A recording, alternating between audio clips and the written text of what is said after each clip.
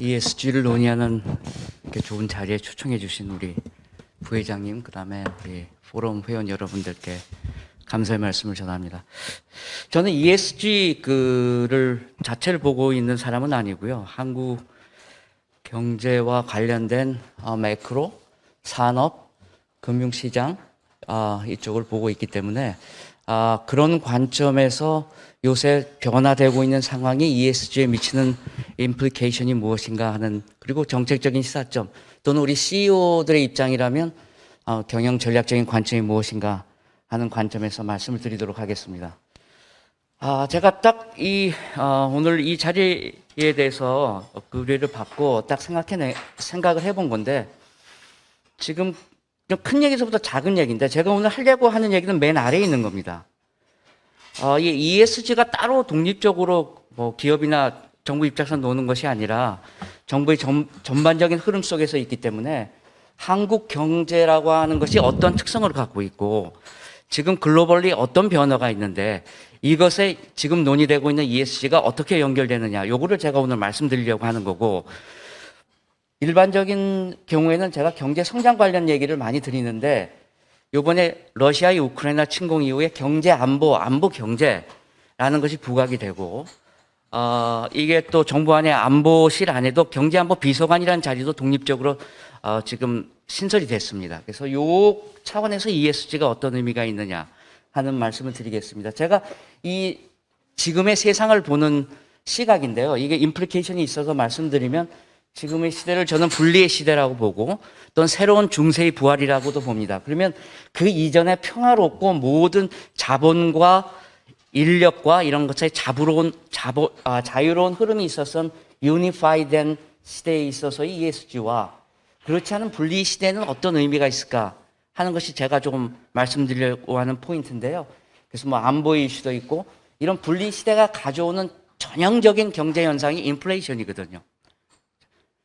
그게 이제 스태그플레이션과 이거 이제 이런 이슈가 있는데 이걸 자체를 말씀드리려는 건 아니고 이런 이제 모티베이션이 시작하겠습니다. 그 다음에 제가 이런 이슈를 다룰 때마다 과연 이런 주제를 논의함에 있어서 누가 과연 얼티밋한 위너인가 하는데 관심을 갖게 되는데, 이번에 제가 그린 텍서노미를 보면서 역시 지금은 인덱스의 시대다.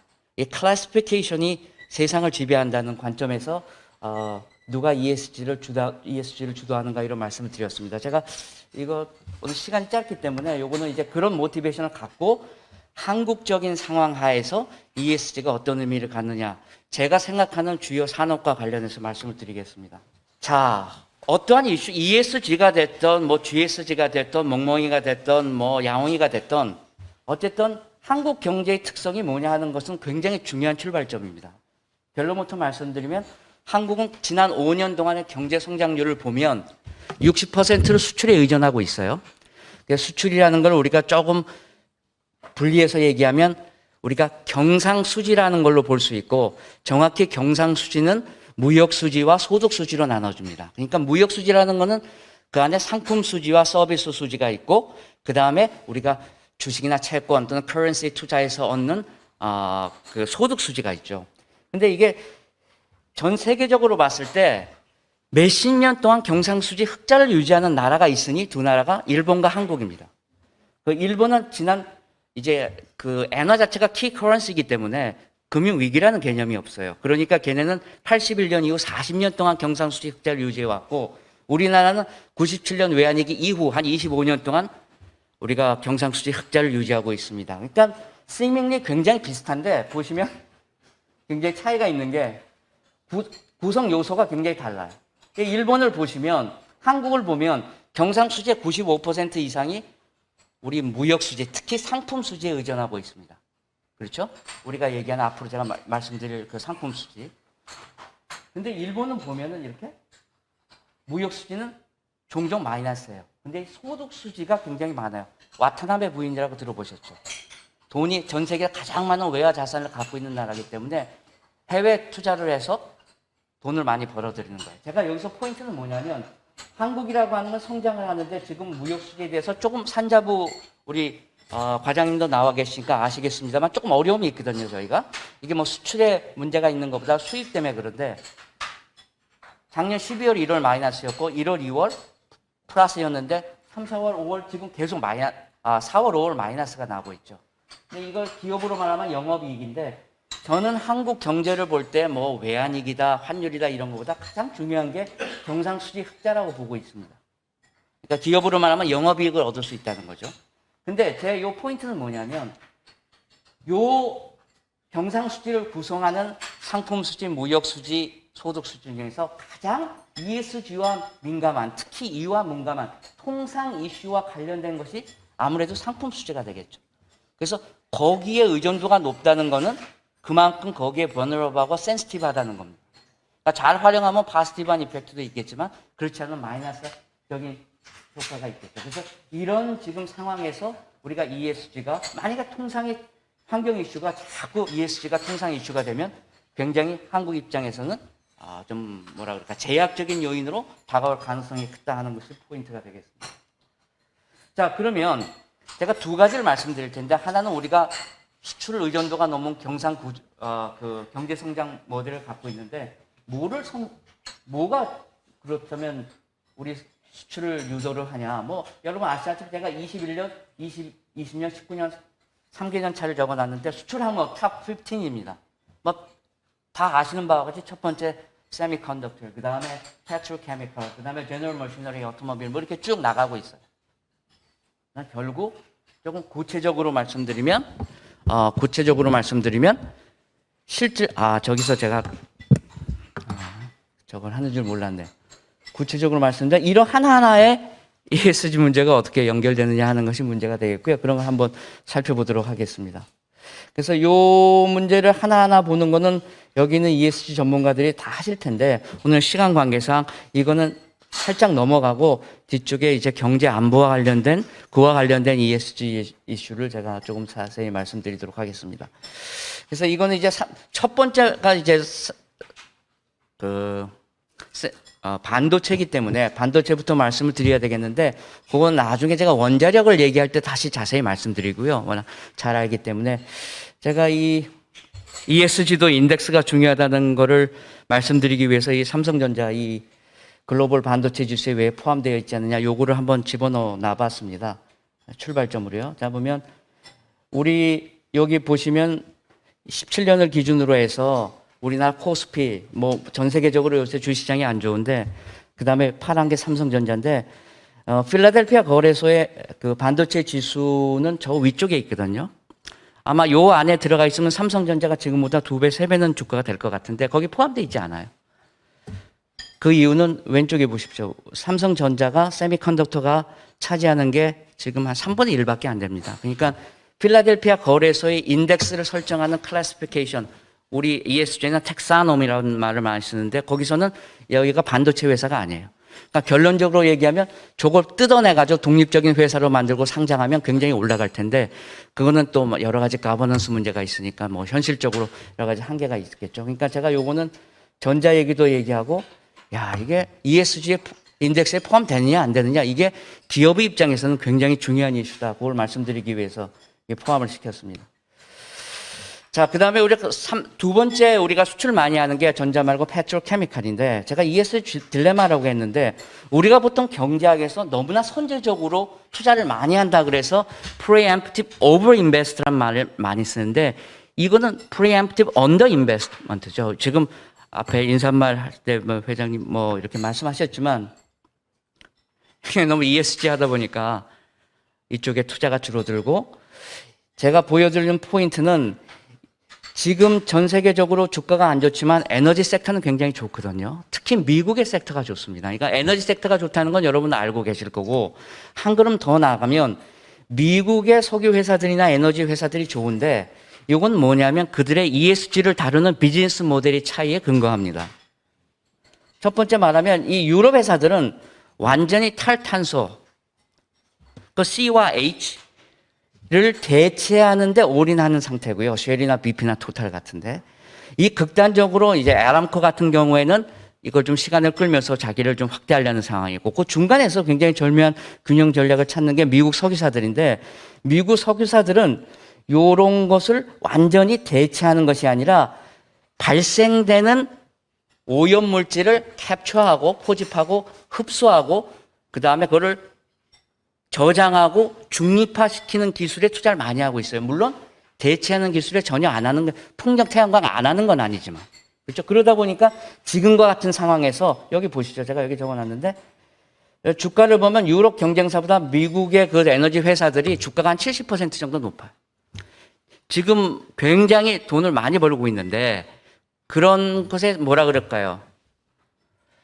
Two birds이나 single arrow라 그럴까요? 한 번에 두 마리 토끼를 잡을 수 있는 전략을 미국은 갖고 있어요. 그래서 무조건 대체하는 게 최고는 아니다. 관심을 가질 수가 있겠고 또 정유 및 석유 산업과 관련해서는 여기가 점점점 OT/IT 기술이 높아짐에 따라서 사이버 공격을 많이 당하는 대표적인 산업이 됐어요. 제가 이거 사이버 보안할 때 말씀드리겠는데 그래서 이 사이버 보안은 ESG에서는 보통 G와 관련되죠. 거버넌스로 많이 포함이 되는데 이거에도 우리가 관심을 가져야 되겠다는 말씀을 드리고요. 그 다음에 조선업은 제가 의도적으로 개인적인 저희 의견이 많이 포함되어 있는데 제가 어디를 가서 얘기를 하든지 간에 결론적으로 얘기하면 우리나라는 아무래도 땅덩어리가 좁아서 이거보다는 물보다는 바다로 승부를 걸어야 된다는 생각을 반영하고 그와 관련된 제가 ESG 이슈를 좀 모아봤습니다. 오른쪽 보시면 우리나라 영토 그 육지는 중국의 한 2%밖에 안 되거든요. 근데 오른쪽에 EEZ, Exclusive Economic Zone 여기 나와 있는 그 연안 Exclusive Zone은 중국의 70%나 돼요. 그러니까 역으로 말하면 중국이 바다와 연안에 대해서 좀 컴플렉스가 있는 국가다. 우리가 참고로 여기 일본이 있죠. 일본이 Exclusive Economic Zone은 중국보다도 훨씬 큽니다. 그래서 이런 상황에서 우리가 조선업이 잘 나가고 있는데 환경적인 규제를 볼 때 지금 International Maritime Organization에서 하는 뭐 이산화황 규제라든지 이런 친환경 규제가 한국에 유일하게 파지티브하게 적용되는 산업이 이 조선업이 아닌가 하는 생각을 합니다. 왜냐하면 우리의 경쟁자가 중국인데 중국이 그런데 우리보다 신경을 쓰지를 못하고 있기 때문에 그런 기술력이 안 되기 때문에 그 다음에 이 조선업이 또 이와 더불어 중요한 이유 중에 하나는 우리가 친환경과 관련된 광물이 있지 않습니까? 그 2차 전지나 전기차와 관련해서 뭐 니켈, 리튬, 그 다음에 코발트가 있는데 그게 뭐 인도네시아, 그 다음에 뭐 콩고, 오스트레일리아, 그 다음에 캐나다 이런 데 있는데 실질적으로 많이 들어있는 게 깊은 심해 해령, 오션 리지라는 건데 또 노르웨이가 피지하고 요 근처에 많이 들어가 있다 그러거든요. 근데 이걸 개발하려면 비행기가 들어갈 수 없고 버스가 들어갈 수 없잖아요. 뭔가 해양 플랜트나 조선업과 관련된 그런 기술과 아키텍처가 들어가야 되는데 그런 관점에서도 좀 우리가 관심을 가져야 되겠다. 친환경 우리 그 ESG와 관련이 된다는 말씀을 드리고요. 그다음 2차 배터리 산업은 잘 아시겠습니다만 이 전기차나 2차 배터리는 미국도 그렇고 중국도 그렇고 EU도 그렇고 스스로 자기들이 독자적으로 개발을 하려고 그래요. 근데 여기 있는 2차 배터리 소재 산업은 그렇지가 않거든요. 그래서 상대적으로 ESG가 우리는 수출로 앞에서 맨 처음에 수출로 먹고 사는 나라라 그랬는데 수출에 대한 규제, 그쪽에서는 수입에 대한 규제가 ESG를 통해서 강화하는데 전기차나 2차 배터리보다 2차 배터리 소재에 대한 규제가 상대적으로 굉장히 낮습니다. 우리가 이걸 잘 take advantage 할 필요가 있다는 생각이 들고요. 특히 이 ESG 중에서 2차 배터리 산업이나 이 전기차 관련해서 얼마 전에 테슬라 그 폭발한 것도 났던데 이 ESG 중에 S 중에서 중요한 요소 중에 하나가 제조물 책임이에요. 걔네 10대 테마 37개 키 이슈 중에 화학 제품의 안전성, 금융 상품의 안전성, 정보 데이터 보안성 포함되어 있거든요. 특히 우리나라는 배터리 발화 위험이 작년에도 무슨 코난가 현대자동차에서 나서 LG화학하고 나눠서 부담한 걸로 알고 있는데 중대재해처벌법까지 나와 있기 때문에 이게 S에서 굉장히 중요한 이슈가 돼 있고 MSCI 지주에서도 중요하게 부각이 되고 있습니다. 이런 데 좀 관심을 가질 필요가 있다고 판단됩니다. 그다음에 이제 오늘 제가 핵심적인 얘기인데 제가 당분간 한 2, 3분 내에 말씀드리겠습니다. 이제 요새 시대가 정경이 분리되는 시대도 지났고 경제가 안보가 경제라는 시대가 됐는데 제가 이제 워크숍 그때 인수위에 초청받았을 때도 그 얘기를 말씀드렸는데 그냥 전문가는 아니지만 상대적으로 그냥 상식적으로 생각했을 때 우리가 자급자족해야 될 독립성을 유지해야 될 물품이 4개가 있다. 무기 빼고 먹는 물, 음식, 식료품, 그다음에 에너지, 사이버 보안 이런 거죠. 그러면 이것이 강조돼야 되는데 이것이 우리가 얘기하는 ESG 이슈하고 어떻게 관련되느냐. 물은 우리나라는 뭐 담수 기술이 있겠고요. 에너지는 요새 이번 정부가 추진하고 있는 스몰 모듈러 리액터가 있고 그다음에 식량 이슈, 그다음에 사이버 보안 이슈 이거에 대해서 좀 말씀을 드리겠습니다. 이거를 말씀드리는 이유는 제가 결론인데 이때까지는 경제성하고 우리가 실질적으로 우리가 많이 보는 저 아래쪽 그림입니다. 단기적인 경제성하고 장기적인 지속 가능성 간에 우리가 이걸 두 개의 딜레마로 보고 이것 간의 균형을 찾는 것이 정책적인 이슈요 어떤 기업의 이슈였다면 경제 보안이라는 새로운 축이 하나 더 생긴 거예요. 그래서 이 하나의 그 축이 하나 더 생김에 따라서 국가 정책도 마찬가지고 기업 CEO의 입장에서도 마찬가지고 이걸 어떻게 긍정적으로 활용하느냐, 제약이 되느냐, 균형점이 달라진다는 것을 제가 좀 말씀드리고자 합니다. 여기 이렇게 되어 있고요. 그 다음에 아시다시피 물가 우리나라는 이제 유엔에서 부족 국가는 아닌데 스트레스는 좀 받고 있고요. 그럼에도 우리가 그걸 못 느끼는 것은 상수도 시설이 굉장히 잘 돼 있기 때문에 상대적으로 그렇지 않다 그러는데요. 식량을 보면 특히 식량과 관련해서 이쪽에 보시면 우리가 곡물 자급률이 20%밖에 안 됩니다. 이 곡물과 식량 자급률은 45%고요. 이제 곡물이라는 건 사료까지 포함된 거죠. 사료를 포함해서 우리가 전체 수요량 중에서 자체 생산하는 게 얼마냐. 식량도 마찬가지고. 그리고 왼쪽에 보시면 저 에코노믹 임팩트라고 The Economist 우리 지를 만드는 회사의 시스터 컴퍼니인데 여기서 세계 식량 안보 지수를 계속 발표하고 있는데 이게 왜 그런지 한국은 지속적으로 떨어지고 있어요. 얼마 전에는 몇 년 전에 20위였는데 점점 떨어져서 32위더라고요. 그래서 구체적인 거는 제가 오늘 모르겠는데 이쪽 지금 이런 상황에서 이거 안보의 시대에 이런 게 우리가 자체적으로 확보하는 능력을 좀 구비해야 될 것 같고요.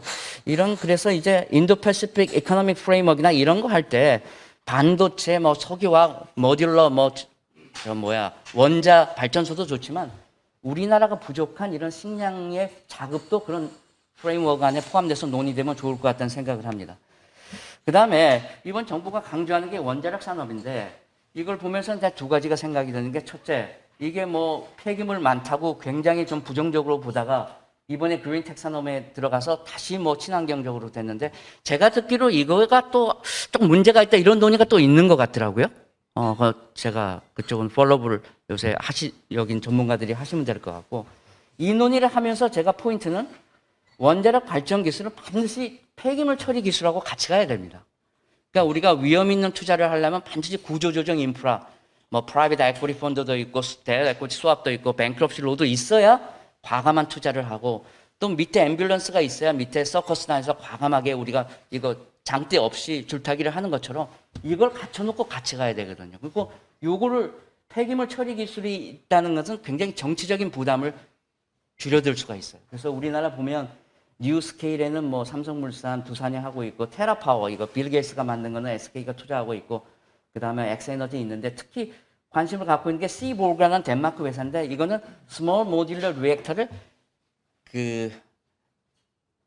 선박 위에다 만드는 데 전문성을 갖고 있어서 지금 삼성중공업하고 조인트로 뭘 하겠다는 얘기죠. 그러니까 우리가 기술보다 이런 걸 투자를 많이 하고 있는데 이 원자력 폐기물 처리 기술 저건 프랑스 회사들이 주로 리드를 하고 있는 것 같습니다. 이런데 우리가 좀 관심을 가질 필요가 있겠고요. 그런데 경제 안보와 이제 사이버 보안 마지막 주제인데 요거는 해킹 순서를 보면 이게 미국에서 나온 자료를 썼는데 1위가 당연히 금융이고요. 2위가 제조업은 너무나 넓죠. 그러니까 당연히 2위고 3위가 에너지 유통 이렇게 되겠습니다. 모든 빅테크 기업들이 여기에 이런데 기술 개발에 관심을 갖고 거의 뭐 엄청난 금액을 현금으로 투자를 하고 있는데 왜냐하면 이게 잘못되면 한 방에 간다는 생각을 하고 있는 거죠. 그래서 우리가 사이버 보안을 사이버 테크놀로지 차원에서 열심히 한다. 그거는 당연히 해야 될 거고요. 제가 말씀드리는 것은 지금 영국의 아이디어가 저는 좋다고 생각하는데 세상의 모든 것에 디지털 의존도가 커질수록 이에 의존하지 않는 방법도 같이 가야 된다. 이 아이디어는 오사마 빈 라덴이 그 낙이 타고 도망갈 때는 잘 도망다니다가 TV 보고 핸드폰 쓰다가 걸려서 죽지 않았습니까? 그게 기본적인 뭐 전 세계 원래 여기도 적용된다고 봅니다. 그래서 미국도 지금 내비게이터 시대에 무슨 하늘을 보고 길을 찾느냐. 그 클래스가 없어졌다가 다시 부활을 했고요.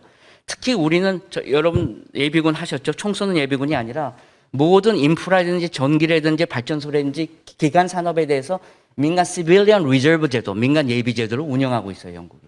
그리고 제가 특히 충격을 받은 건 이 BIS인데, BIS는 중앙은행들의 모임이고 이런 좀 굉장히 좀 데이터에 근거하지 않은 그 말로 되는 그런 주장을 별로 안 좋아하는 데인데, 여기도 금융위기를 전략 관리할 수 있는 능력이 있느냐 없느냐를 기존 위기 때, 서브프라임 위기 때 관리한 임원이 있느냐 없느냐를 가지고 평가하겠다는 거죠. 여러분 아시다시피 콜로니얼 파이프라인 미국에서 방어 성공한 거는 전부 오프라인 그 퇴직자들 도입을 해가지고 관리를 해서 성공을 한 거거든요. 그래서 언제나 매뉴얼 작동 전환과는 옵션을, 이게 전문 용어인데 요거를 갖출 필요가 있는데, 문제는 뭐냐, 이게 돈이 들잖아요. 그죠? 근데 이제 점점 많은 기업들이, 국가들이 이거를 인슈런스 프리미엄으로 생각한다는 게 전반적인 기조죠. 우리가 돈은 평상시에 들지만 나중을 대비해서 우리가 보험료를 몇천만 원씩 지불하잖아요. 그래서 이제 우리 관심을 가질 필요가 있겠고요. 그 다음에 이제 마지막 이제 ESG 이슈를 우리 경제에서 투자의 트릴레마, 세계화의 트릴레마, 뭐 국제 경제의 트릴레마가 있는데, 이게 경제하고 단기 효율성하고 장기 지속 가능성 쪽에서 어디 균형을 찾았는데, 그러면 그게 경제 안보, 죽고 사는 생사의 문제에 어떻게 연결되느냐? 이거에 또 균형점을 찾아야 되는 거예요. 트릴레마는 세 개 중에서 세 개는 달성 못하지만 두 개밖에 달성 못한다는 거죠. 딜레마는 두 개 중에서 하나밖에 못한다는 거고. 그래서 이런 시각이 들어왔을 때 이걸 어떻게 ESG 차원에서 잘 활용할 것이냐, 이거는 정책적으로나 기업의 입장에서 잘 고민할 필요가 있겠다는 생각을 합니다. 좀 마치도록 하겠습니다. 감사합니다.